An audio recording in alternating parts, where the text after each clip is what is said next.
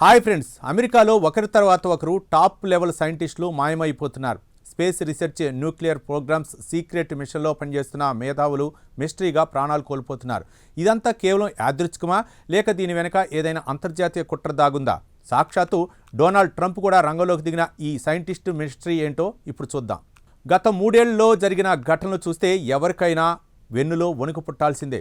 June 2025లో Los Alamos national ల్యాబ్కు చెందిన మెలిస్సా కేసెస్ అదృశ్యమయ్యాడు. డిసెంబర్ 2025లో Novartis chemical biology team leader Jason Thomas కనిపించకుండా పోయి ఈ ఏడాది మార్చిలో శవమై దొరికాడు.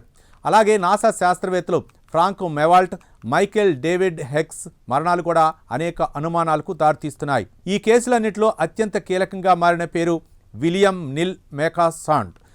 Retired air force major general అయిన ఆయన అమెరికాకు చెందిన అత్యంత రహస్యమైన ఏరోస్పేస్ ప్రాజెక్టును పర్యవేక్షించేవాడు. ఈ ఏడాది ఫిబ్రవరి 27న ఆయన తన ఇంటి నుండి మాయమైపోయాడు. విచిత్రం ఏమిటంటే తన ఫోన్, గ్లాసెస్ అన్నీ ఇంట్లోనే వదిలేసి కేవలం తన వ్యాలెట్గా రివాల్వర్తో ఆయన ఎక్కడికి వెళ్ళారో ఎవరికీ తెలియటం లేదు. అసలు ఈ మిస్టరీకి ఎలియన్స్ కనెక్షన్ ఎలా వచ్చింది?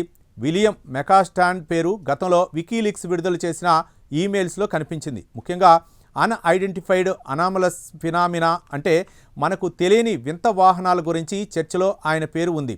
దీనివల్ల ఏలియన్స్ గురించి రహస్యాలు తెలిసిన వారినే టార్గెట్ చేస్తున్నారా అనే చర్చ ఇప్పుడు ఇంటర్నెట్లో జోరుగా సాగుతోంది.